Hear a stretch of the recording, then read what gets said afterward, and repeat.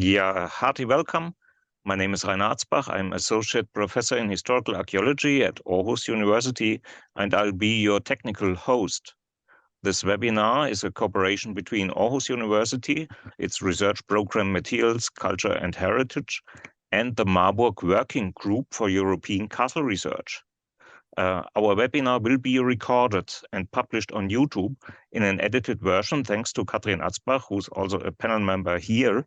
I'll just forward into our chat all links to our former Strongholds of the World seminars you can see on YouTube. The first one was a pilot seminar, Castles and Fortresses in the Age of Pestilence. Strongholds of the World #1 was about the fortress Namhang San Seong in Korea. #2 was about Alexandria's urban fortification. #3 was about the coastal defenses of Maharashtra in India. #4 was about the Brock of Gurnes. #5 was about Greater Zimbabwe. Please let me know if you don't want your comments to be published on YouTube. It is possible to cut them off.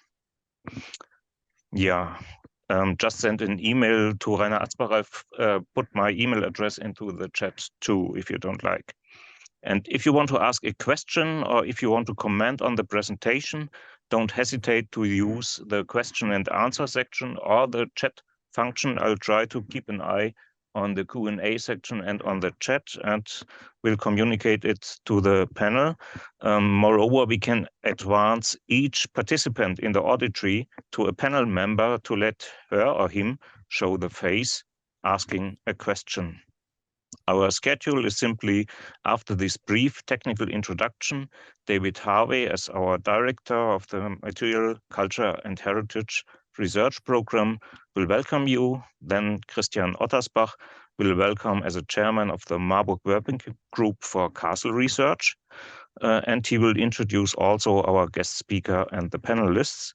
And we are looking forward to the presentation of Olha Tikhonova, the development and typomorphology of bastion castles in Western Ukraine, followed by a discussion chaired by Christian and with an open end, but I expect that our discussion won't take longer than 3 o'clock or something like this.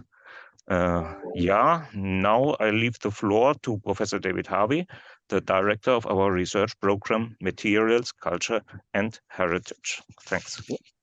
Thank you very much for that, Rainer, and welcome, Ola, and welcome all of you. This is a slightly strange introduction for me in a sense, because I'm actually also going to be saying goodbye. This is actually going to be my final. I'm going to step down as the director of the research program in January, and so this will be the last time I'm going to take this role. But it has been a really productive and really interesting series of papers we've had over the last couple of years, and one of the few positive outcomes of Corona, perhaps, particularly because it's just allowed such an international group of scholars and to come together, and examples. As Rainer was saying, we've had 2 from Africa, North Africa and Southern Africa. We've had Southern Asia and Eastern Asia. We've had the far northwest of Europe, and now we've got Eastern Europe. It's unusual, I think, in that international capacity that we've managed to build up with this group. So just like to also extend my thanks to the Marburg Institute and to Rainer for doing a lot of work to organize this, and just say welcome from Aarhus University, and sadly for me, goodbye. I'll be there next time, I'm sure, but I'll be one of the quiet ones right in the background. So thank you.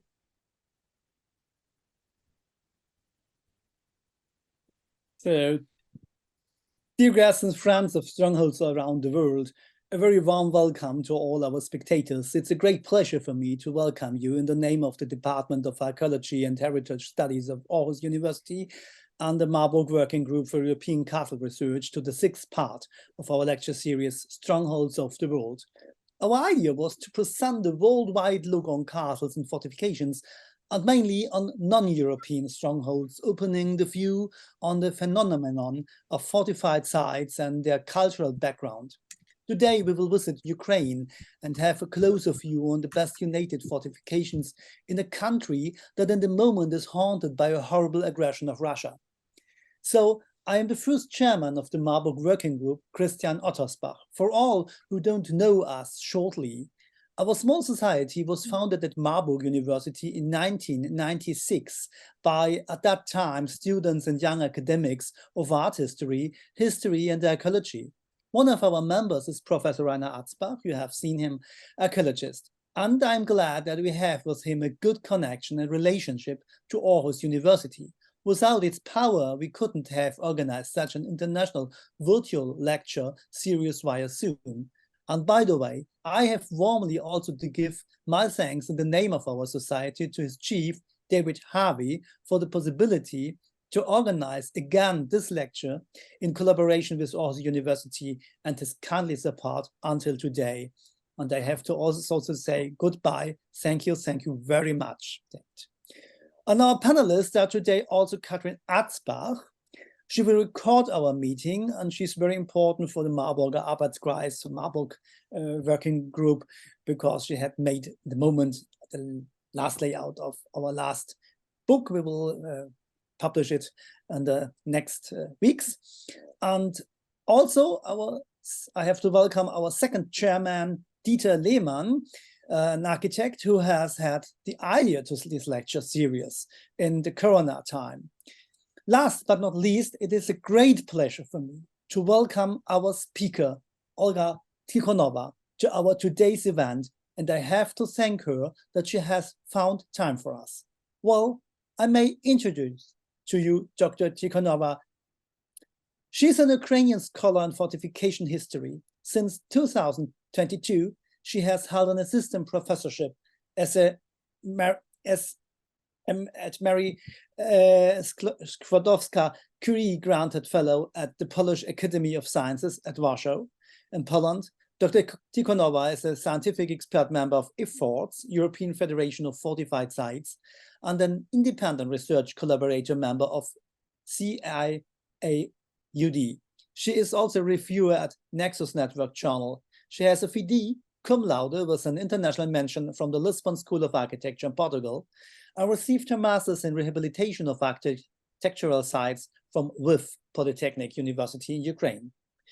Dr. Tikhonova was awarded several scholarships during her FD studies, including a research scholarship at the Lisbon School of Architecture in Portugal.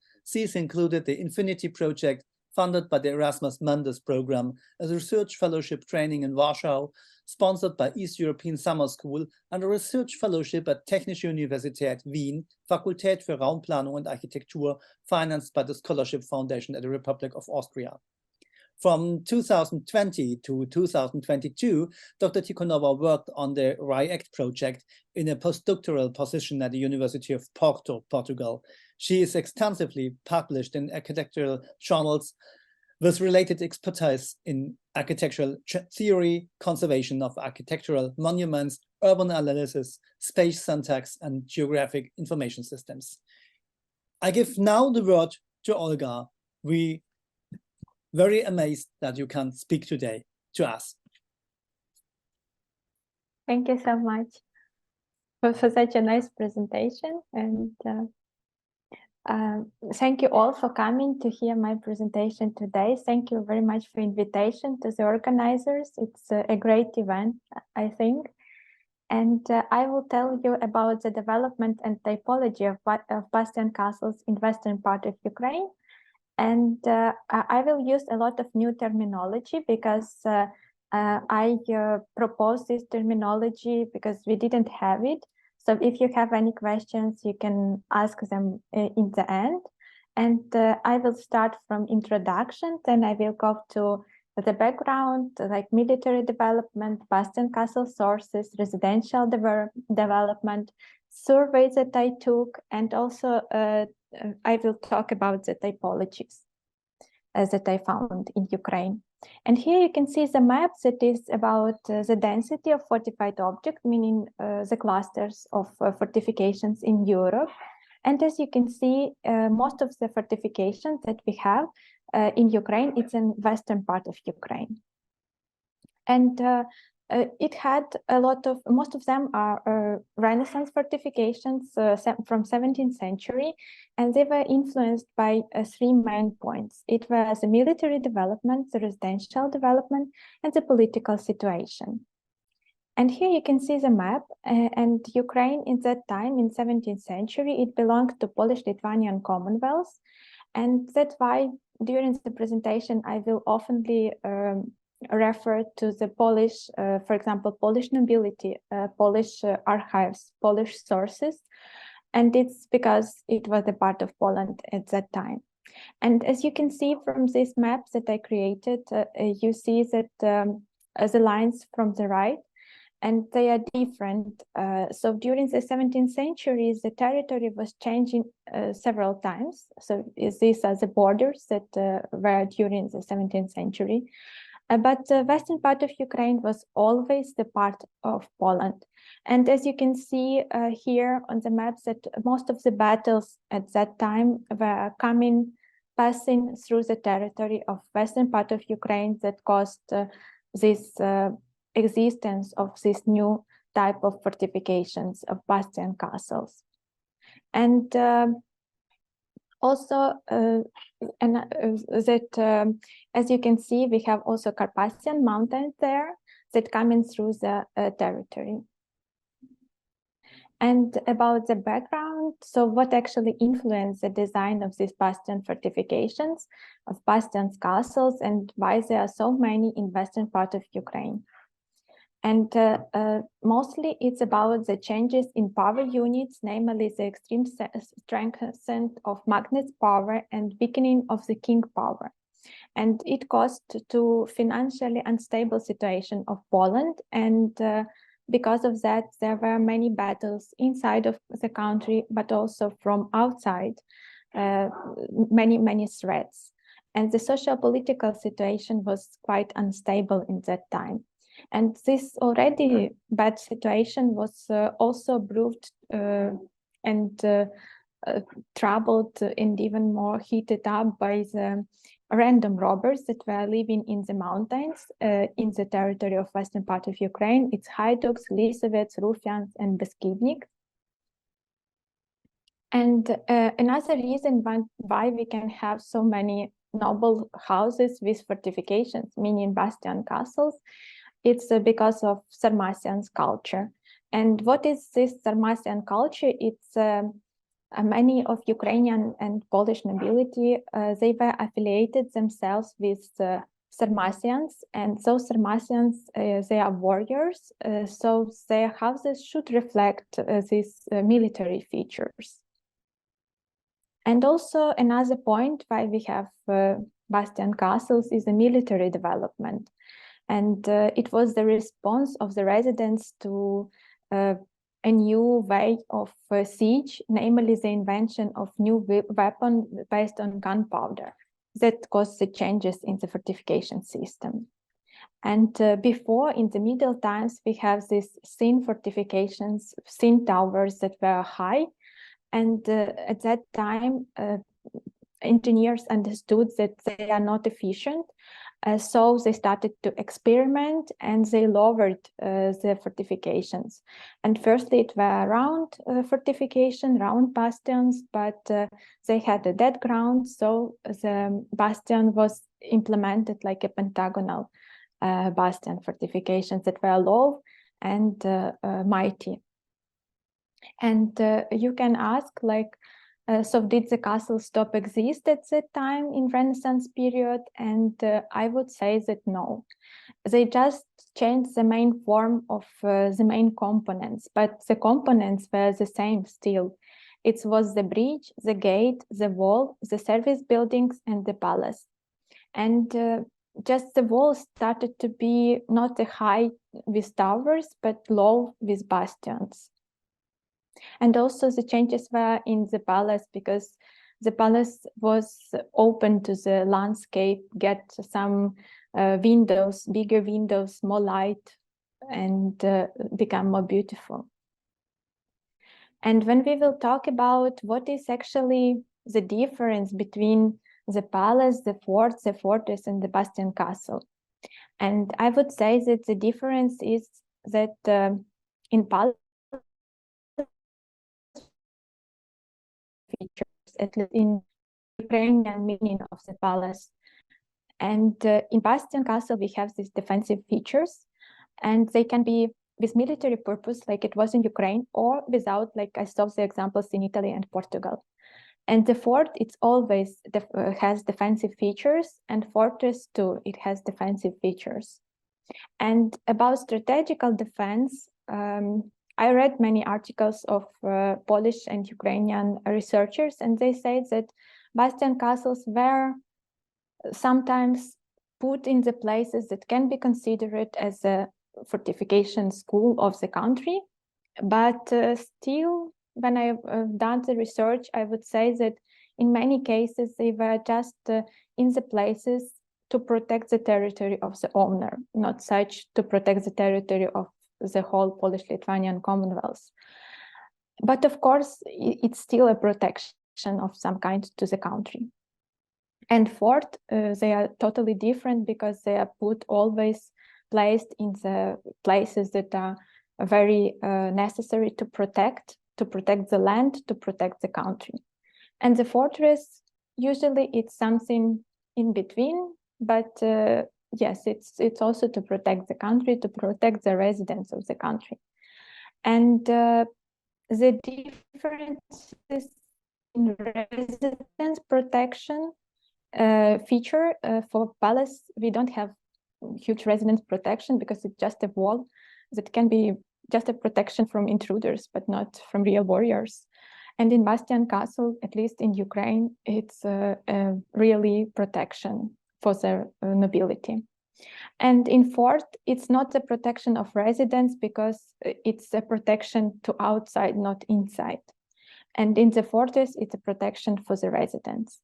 And about the military seat, the family seat, in palace, we have the family seat. In Bastion Castle in Ukraine and in Poland, we have the family seat.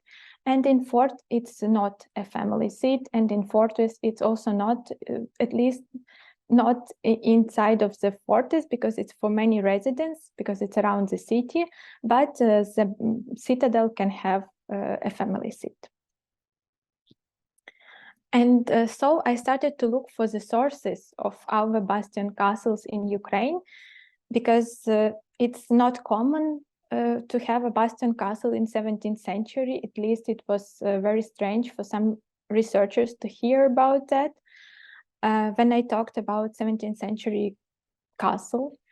And I found this reference, usually Ukrainian and Polish researchers, they reference to Vincenzo Scamozzi treatise. It was Italian architect who wrote about his design of bastion castle for Ukrainian city of Zbarash.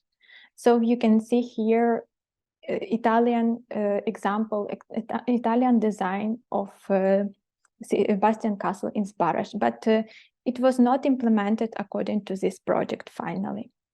And another example that we have as a reference, Ukrainians and Polish people, it's a Villa Caprarola in Italy that was considered like one of the best examples of bastion castle. But when I started to look for what we have in Ukraine, I started to get an idea that we have something different types that maybe come from not from this Vincenzo Scamozzi treatise, because they're different. And I saw clearly that we have at least two types. But as is the same, what was the origin? I tried to find the answer. And here you will see the bastion castle sources that I found. And what I really found, and what was surprising for me, that first bastion castle was in 15th century that I found. It's a Medici villa, it's a hybrid villa castle, and it has fortifications. It has bastion fortifications around the residence. And another source that I found is Sebastiano Serlio on domestic architecture. It's a book 6. And usually scholars know only about 5 books of Serlio, but he had 8. And I found that at least book 7 is very oftenly can be found between the archives in Poland. It's archives of architects, of nobility, like in many different places you can find his books. And this book represents the Bastion Castle when you have fortifications separated from the noble residence. And as you can see here, it's on a square or in pentagonal plane. And in a close-up view, it's very similar to Villa Caprarola that I showed you on the first slides. And it is because actually Baltasar Peruzzi gave his drawings to Serlio. So Serlio used a lot of Baltasar Peruzzi drawings. And the first actually design of Villa Caprarola was ash plan, as you can see on the top right. And another source that we used in Ukraine, probably the architects used there, it's a Cerceau work. And it represents the castle that is, the palace is on top of fortifications, but it's not like in Villa Caprarola, because as you can see, the palace is shifted from fortifications. So it's still one structure, it's one unit together, but it's not directly, the palace is not directly on fortifications, but it's shifted inside. And another example of Cerceau is Château de Maulnes, and it's very similar to Serlio representation of the Bastion Castle. It's a palace, pentagonal palace, and fortifications around. And surprisingly, that I found lots of books in archives in Poland and in Ukraine about Lurini books about fortifications, about Bastion Castle type, but actually I couldn't find it implemented in Ukraine or in Poland. And but it found its implementation, for example, in mainland of Italy, in Sicily, in Malta, in Portugal. But what I found very curious, that I found one more theoretical source. It's Jacques Perret. In 17th century, he wrote a treatise that is unique to all other treatises that I could find about Bastion Castle, about this specific type. And it's unique as it is so similar to the Bastion Castle of Podhirtsi that we have in Ukraine. And I couldn't find any similar objects to this. You can see his model is represented by the palace that is connected to one side of fortifications and the platform in front of it. And here is another example.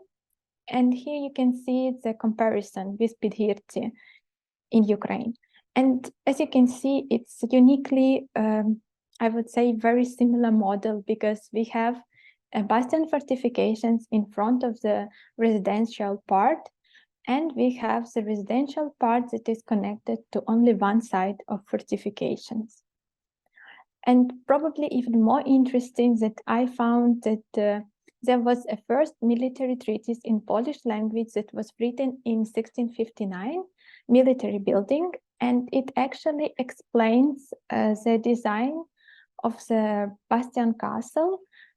And it refers about, in explanations, it refers to the Serlio models, but in drawings, you can, what I found is that actually the drawings were copied from Perret.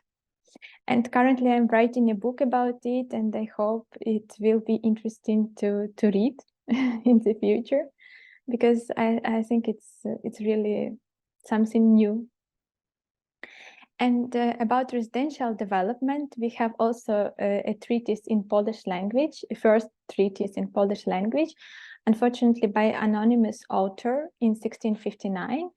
And he says that we should use, like architects should use the rules of Italian rules of Palladio, Serlio, Scamozzi. He refers a lot to Vitruvio. But he actually didn't like the idea of Bastion Castle. He said that he doesn't accept this combination, but it's only possible way, as he sees, is Vincenzo Scamozzi design for barracks that I showed you in the beginning. So I started a survey of bastion castles in Ukraine to create this typology. And I used the military map. It's a first military survey that includes western part of Ukraine, and it's very, very detailed. As you can see, when I overlaid the historical map that from this first military survey of 18th century and the current situation satellite view, you can see it's really quite a good comparison, and in some places it's just a direct overlay. Although it's hand drawing maps. And here you can see the first region that I checked. For checking, I used any mentions that I could find, any villages that could, or cities that could have any bastion castle, or even any castle, any mentions. And I checked all of them, it's the black points. And I found 7 bastion castles in the region. 7 are undefined. Undefined means that on the map, it's not clear if it's a bastion castle or if it's round bastions or pentagonal bastions. And I wanted really to study pentagonal bastions, the new Renaissance period structure. And I could not find any historical sources, historical backgrounds to confirm that it was bastions there. So those are undefined and they are white points. And the remained are 4 because I checked all of them and I found 4 bastion castles in this region. And here is the first one, it's Verkhnya Lipetsa. And when I went there, because the GPS doesn't work very well in the village, I asked people around if they know where is the castle there. And they said, no, we don't know. But the thing is that when you stand on the ground, it really looks like a hill. Nothing more there. But if you look from the top, you will see that it's a clear fortifications, bastion fortifications are there. And another one is Ivano-Frankivsk. It's my hometown. It was created as an ideal city when we have fortifications around the city and when we have fortifications around the palace. And what is left is 1 bastion was restored, and also 2 bastions are in bad shape with the curtain in the middle around the palace. But I hope they will be restored soon because they have very good team there working on it, a creative hub, and I hope we will see its glory soon. And here is Mariampil. It's an incredible example, I think, because it's a small village. Nowadays, it's a small village. And those inhabitants really tried to preserve their heritage. They restored all earth fortifications, all ramparts. There is a bastion castle. Unfortunately, it's a ruins, but still it preserved a general shape. And the garden next to it is preserved, and the view from it is amazing. It's incredible because the river is still there with this small island between the rivers. And here you can see they even put some small exhibitions, signs. Everywhere you can see the signs of what you can see around. And here is Chernelitsa. In the village next to the river, and also only fortifications are preserved. Nothing inside these buildings that you can see is not longer there, but fortifications are still in good, more or less good shape, at least in shape of the bastion castle.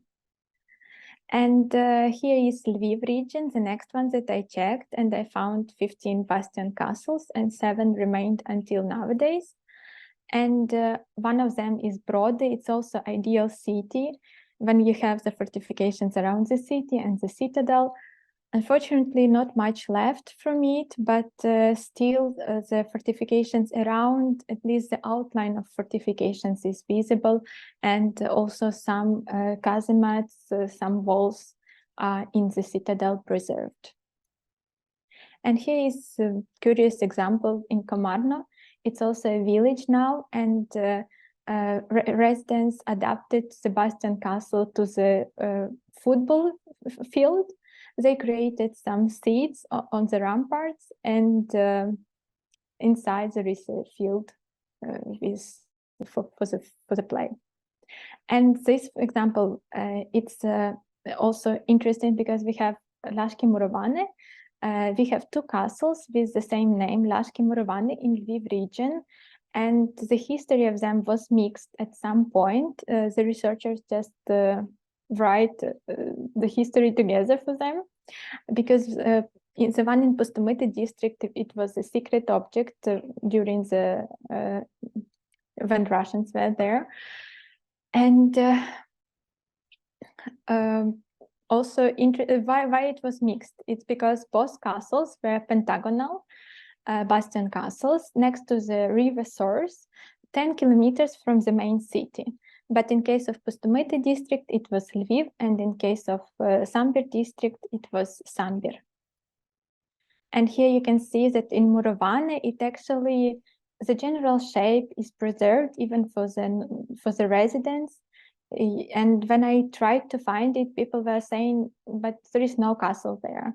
And it's because the problem with Bastion Castle is that earth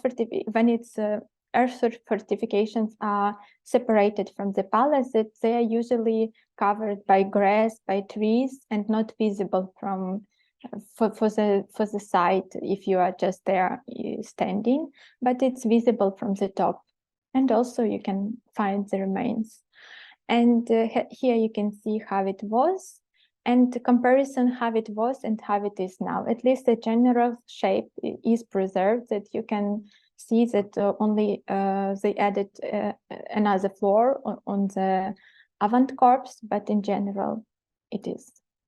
And another Lashki Murovane in Sambir, actually residents knew about the castle, and when I asked one old man and asked how to get to the castle, he said, oh, I know how to get to the castle because I couldn't find the location. And he says, you just go straight and you will see the fallen tree, and on the left you will see the castle. And I was so excited. I was trying to find this way. I saw the tree, and then I saw this. Unfortunately, it's only thing that left from this Bastion Castle, but the residents are very proud of this part of ruins, which means that even the ruins are very important for us. And here is Bidhirtsi Bastion Castle, is my favorite one, because as I told you, it probably comes from Perret model of French architect, and it has very interesting history. And here is Zhokva, is also a fortified city. It's with the citadel, so it's a kind of ideal city example. And here is Zolochiv, well-preserved example, really well-preserved. It's functioning currently as a museum. And here you see another region that I checked. It's the last one. It's I found 6 bastion castles there, and 1 remained until nowadays. And it's the one that you already heard in the beginning of the talk. It's Barash Bastion Castle that had firstly this special project by Italian architect Vincenzo Scamozzi, but it was built according to another project that was unknown. But I think it's also the project that comes from the models of Perret, because as you can see, it's a palace that is connected only to one side, and we have an inner courtyard and then fortifications in front of it. And so about the typology that I found, general typology of castles that we have in Ukraine. So I found 5 types, and one of the type is when we have the bastion castle separated from the town, from the village, doesn't have any links together, and it's usually a linear type of the village. And here you can see the example, it's Lashki Murovane that I presented to you. And another type is when the Bastion Castle is next to the Renaissance city that has this square in the middle.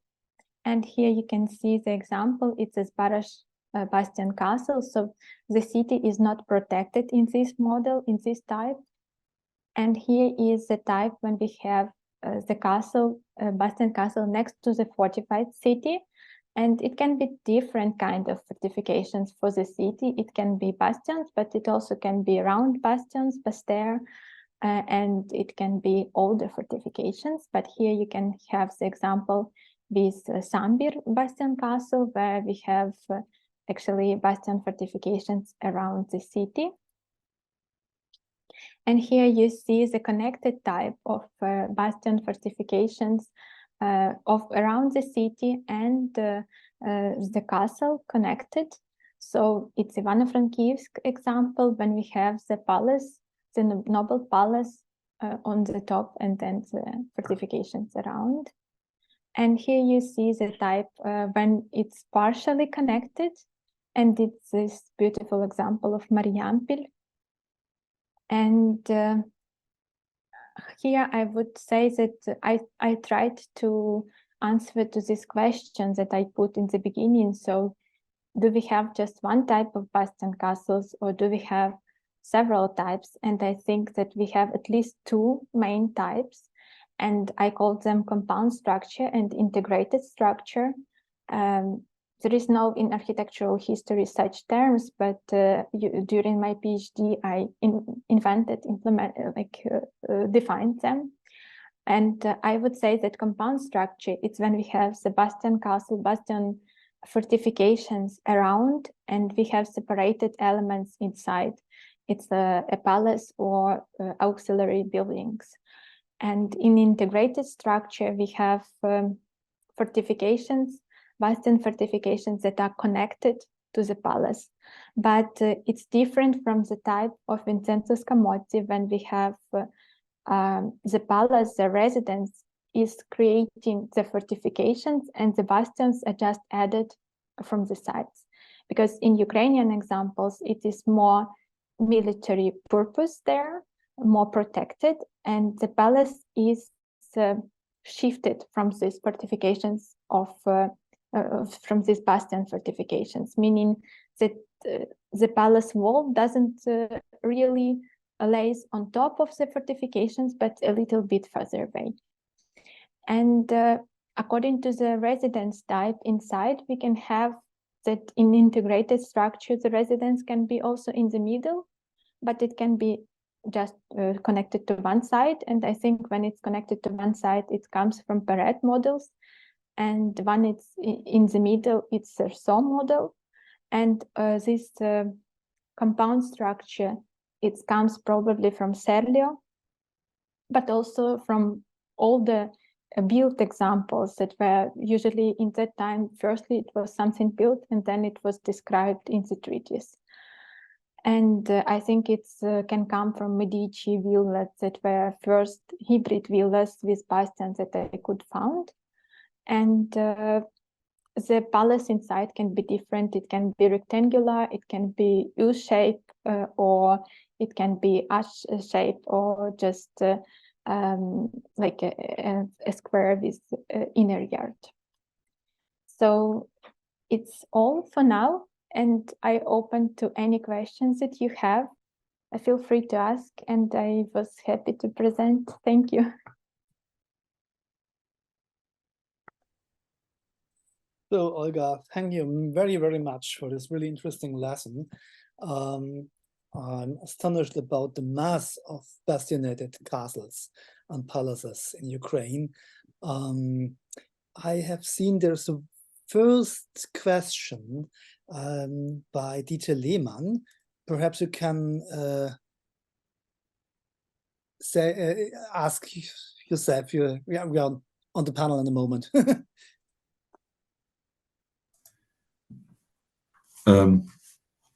I feared I'm not still here when the time of the questions coming. So my question is, how much of the destroyed castle was damaged during the time of the Soviet Union?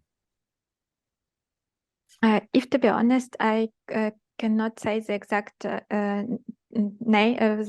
amount, but what was there is that we didn't have such strict rules about the protection of the castles, and that's why people were just using the castles like materials.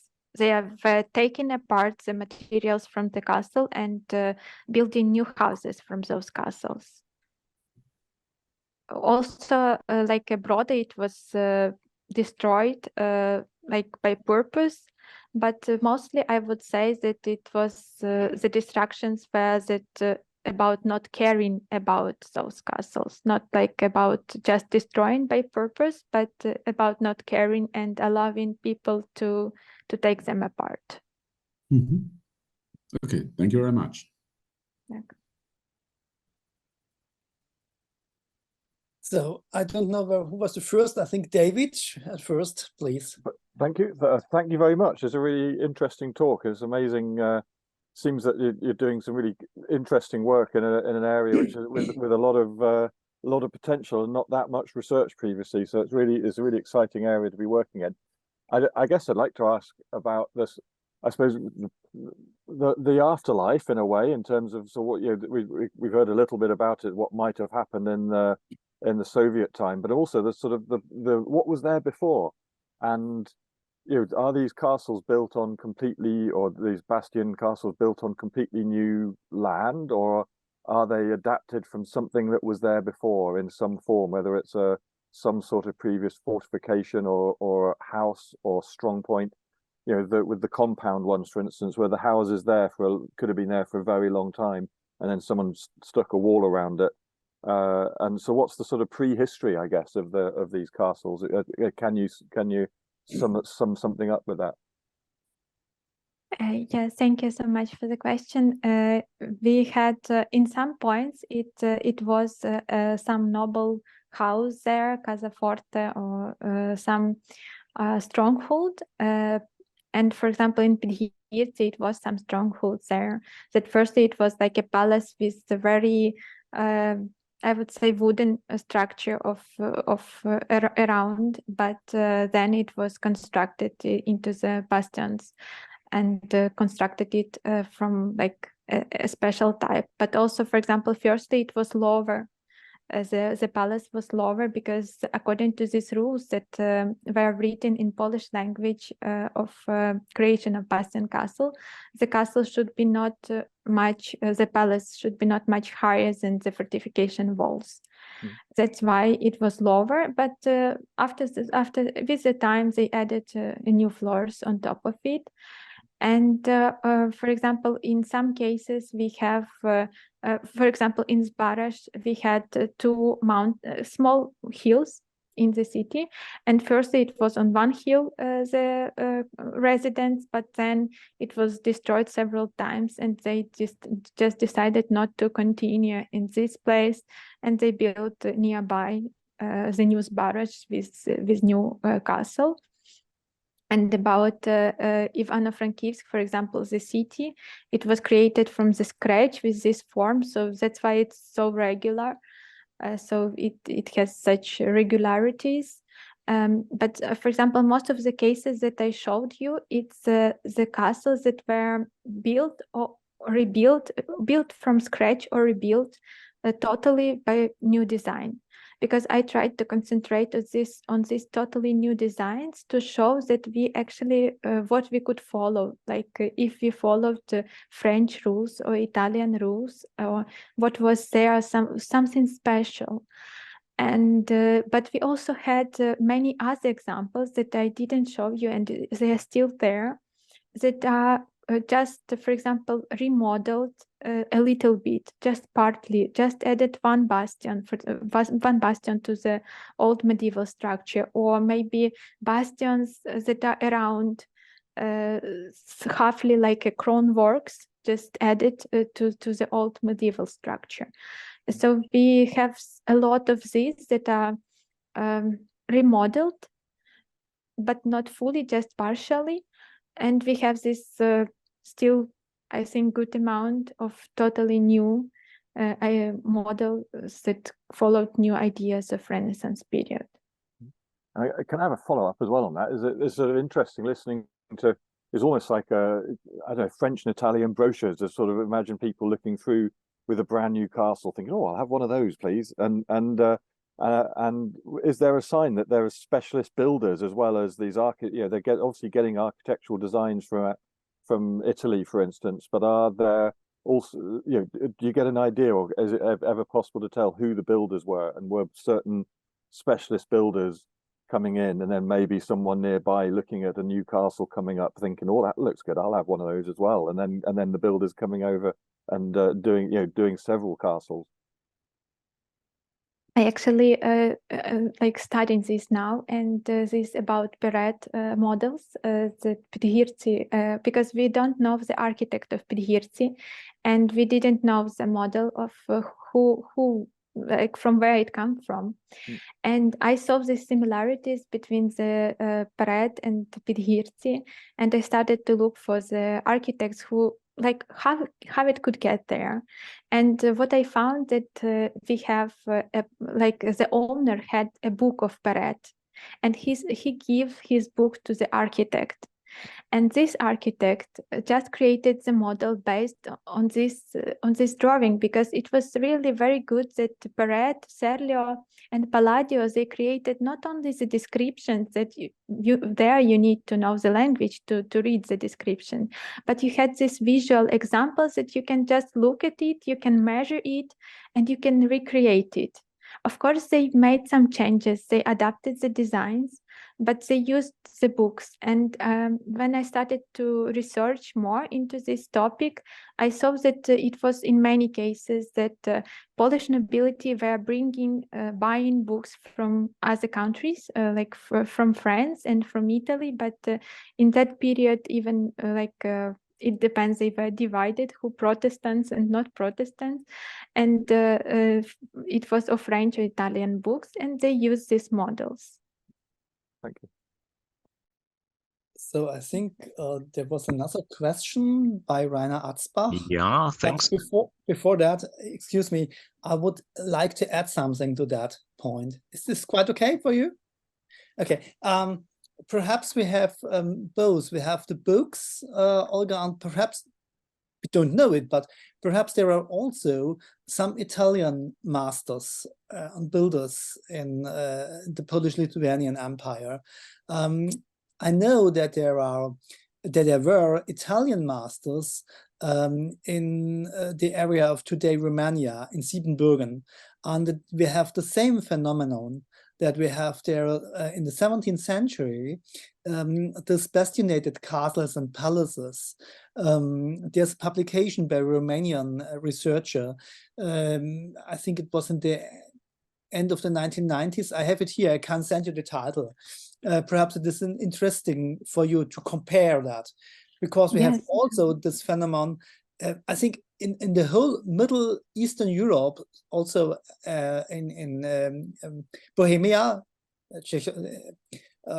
and there are some early bastionated palaces and castles like Nilauseves. It's not far away from Prague, and from the 16th century, so from the beginning of that time. So this could be interesting for you, only as an idea.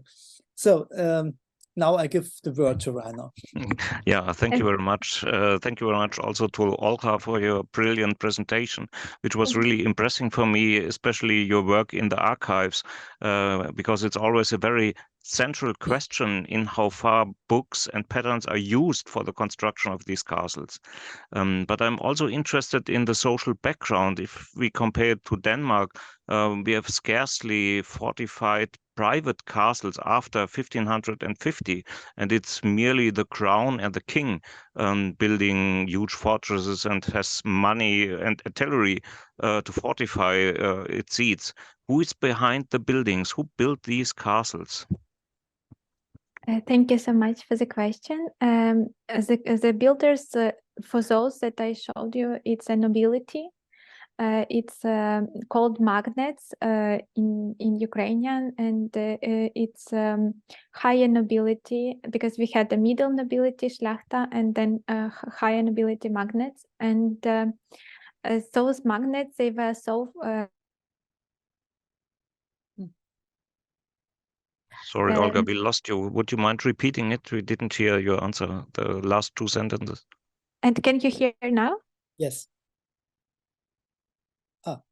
Now we can see, but we can't. Yes. Can you? Oh. Yeah, there's a problem with the connection, I think.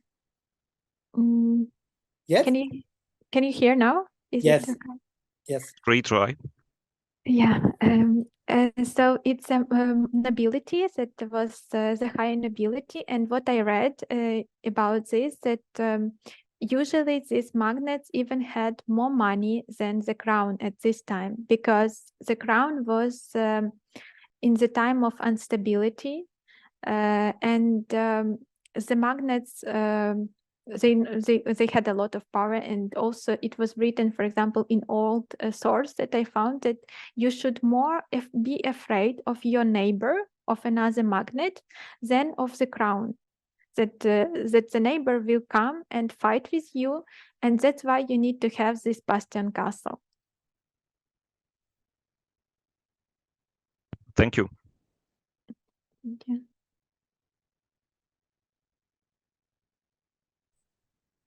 There another question to Olga. I can't see, and I don't see anything in the F. Katrin is asking. Okay. Katrin. Okay, so thank you. Thank you, Olga, for this great presentation. I was really amazed about this amount of fortresses. I didn't expect that. But you always talked about the influence of CIAUD and the Italian manner to build a fortress. And when I understood you right, they did not build like the Netherlandish manner because they were Protestant. Is it right? Did I understand you right, that they looked to Italy because they were Catholics and not to Netherlands because they were Protestant? Not exactly, but thank you. I will try to explain, because I also remind one thing that would be also for Christian to answer. It's first that they were used Italian and French sources, but it was depending of the nobility that what they follow. For example, I found the information that Radziwiłł family, they had this Aronowicz-Neronsky architect that was who wrote the first Polish treatise, and it was written that they, for example, for his Radziwiłł, for his son, he said that you should not follow the Italian examples, you should not read Italian books, but you should read French books. That's why their library has more French books. But other, for example, they have more Italian books. Okay.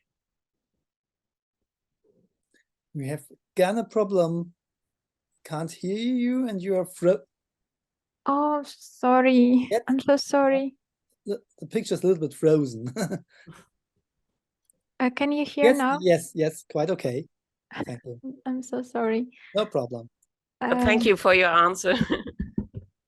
But you heard, yeah, and about the Serlio, because the Serlio is like he is from Italy, but his last years he was working in France, and he was creating the models that are Italian and French, because for French they had roofs, for example. It's different climate, so I saw that we adapted more his models that were created for France, because it was more adaptable for our climate than Italian models. And also that the thing that we also invited, we invited, like some nobility invited Italian builders to our lands. But also, for example, as it's this castle for Scamozzi, from Scamozzi for Zbaraj Bastion Castles, Duke of Zbaraj, he went to Italy and he asked for the project there. So he gets this project that is currently in this book of Scamozzi. And also about Serlio, he was also invited to work in Poland, in Polish crown, but he refused. But he was his wife was connected to Poland, so that's why I think we have so many books, his books in archives. Okay, thank you. Thank you. So I have from my own question, I see some of the palace buildings and they looked very baroque, like 18th century buildings. So was there a continuity or tradition of a fortified palace building until the 18th century, or were there only new buildings inside the older fortification of 17th century as at the place of an older palace? When I was studying, I saw that actually this period of, I would say, real bastion model, like concrete bastion model, it was quite short. It started in 1630 and it lasted to 1670, like till the end of 17th century.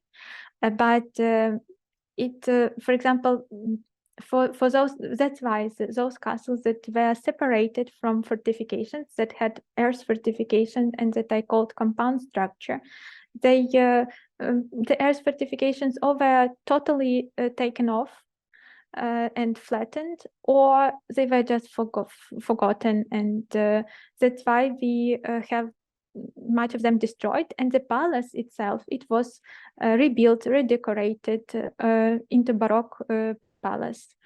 So in most cases we have this transition or these changes, but in case of Pidhirtsias, we have in cases with the residences that were one integrated type into one model, the bastion fortifications were left, but the model of the palace was changed. Thank you very much. Thank you. I saw there's a question by Rainer, please. Yeah, thanks. You told us several times that you tried to visit a site and the local people did not know where their castle is. I think this is quite astonishing. What happened? How is this possible? Unfortunately, for example, in Verkhnaya Lipica, I still don't know the history of the site. So I found the Bastion castles there. I found it on the old maps, but I couldn't find any sources about the castle. So just people didn't know about it, and it exists. It still exists, but no one knows the history. How it happened, I don't know. But with, for example, other castles, in many cases, it's, as I told, that it was fortifications separated from the palace. So the fortifications were left for the destruction or flattened at some point, and people just remember the palace there, because when I was in this Lashki Murovane and asked about the palace, the people say, the castle, the people say, but maybe you look for the palace because it's the only thing that we have here. So maybe you want to see a palace. Because the generations come and a new generation come, and they don't remember the history.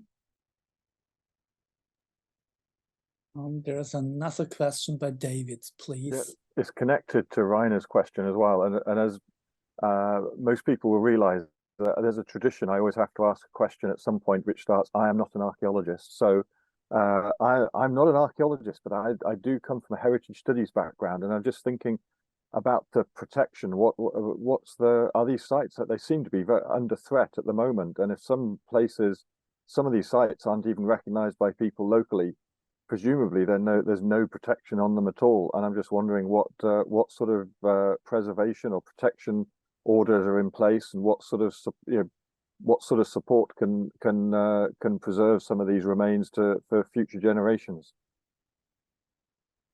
Thank you. It's a very hard question, really, because we are working on it. We are trying now, and I became a member of efforts of this fortified organization and Fortecultura, and I started to bring the attention to our heritage, and we are currently thinking about the creation of a point efforts in Ukraine, in the base of Lviv Polytechnic, my home university.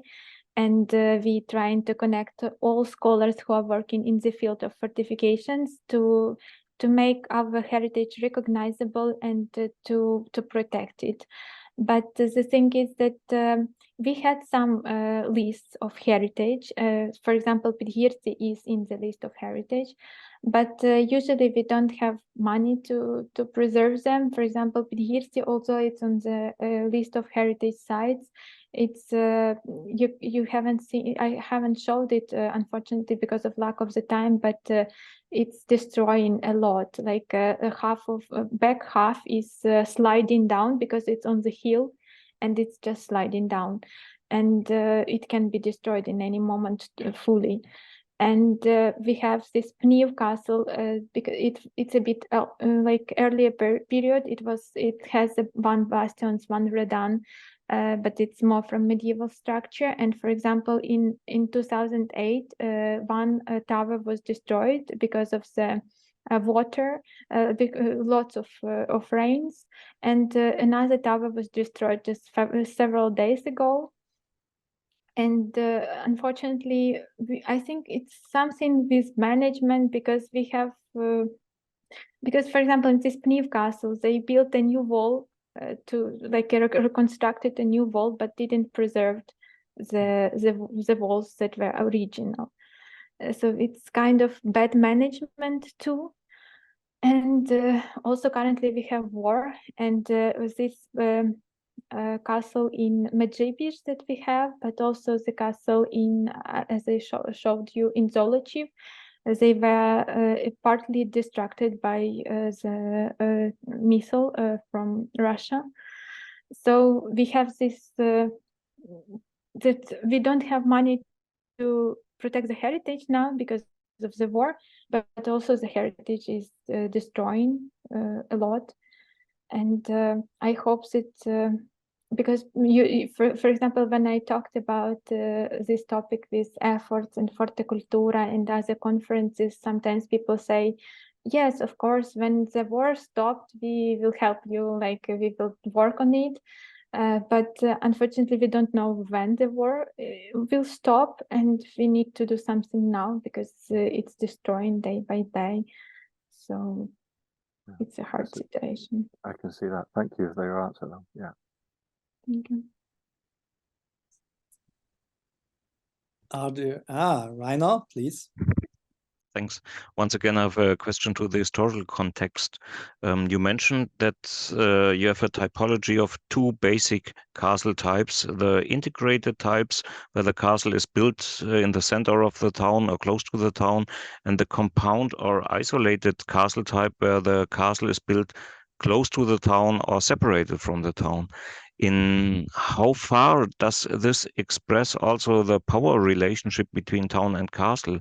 Is the magnate who built the fortification also the lord of the town?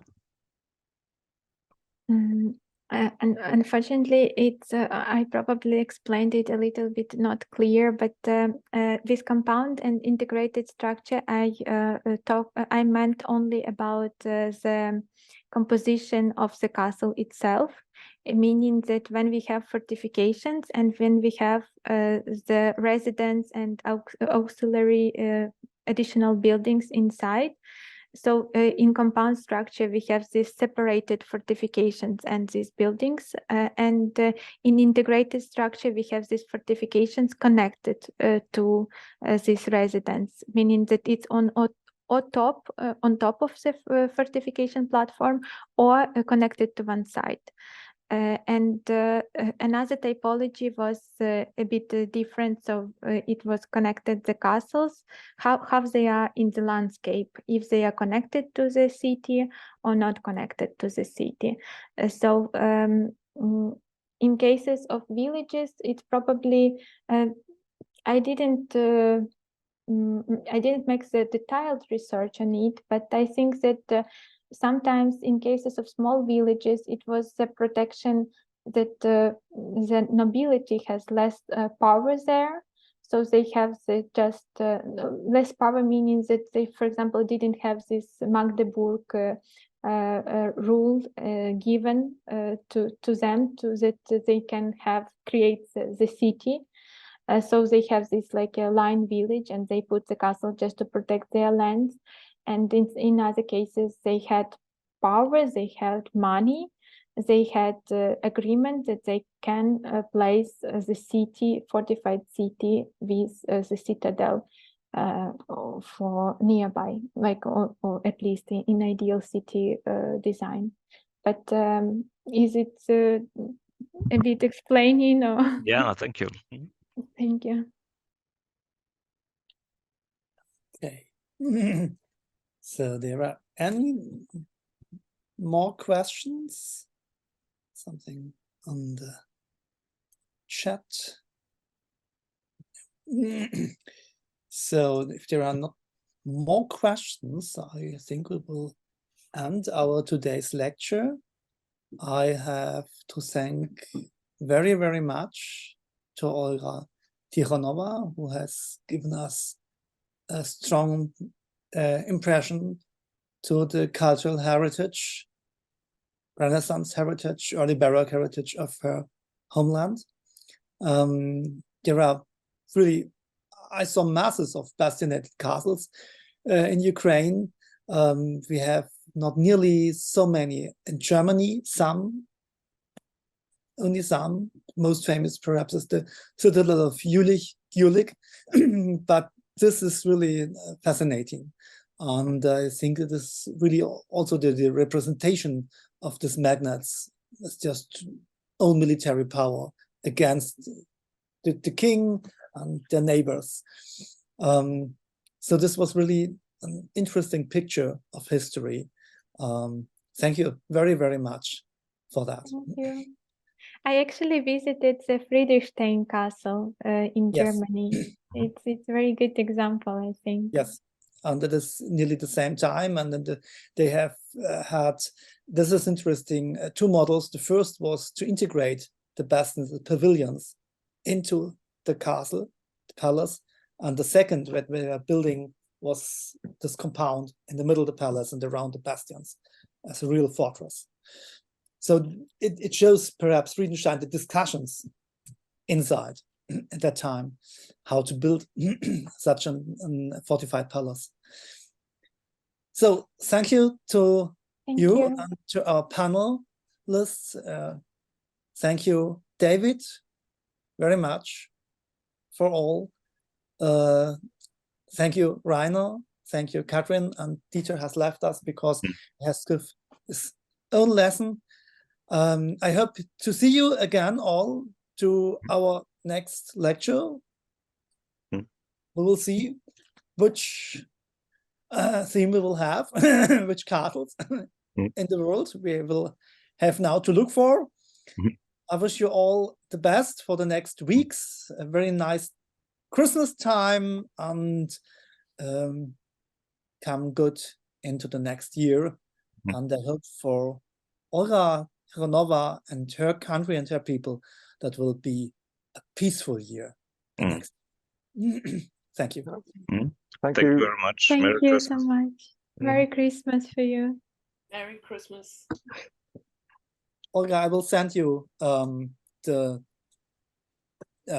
link to the literature. And I'll contact you when Katrin has recorded and edited this recording. Then you can check it and we'll publish it. Yeah, thank you. Thank you. Bye-bye Thank you so all. much for the opportunity, for inviting me here and to talk about it, because I think that people should know what we have, and I'm very grateful. It was a pleasure. Yeah, it was a pleasure. Have a nice day. Thank Have a you. nice day. Bye. Bye. Bye.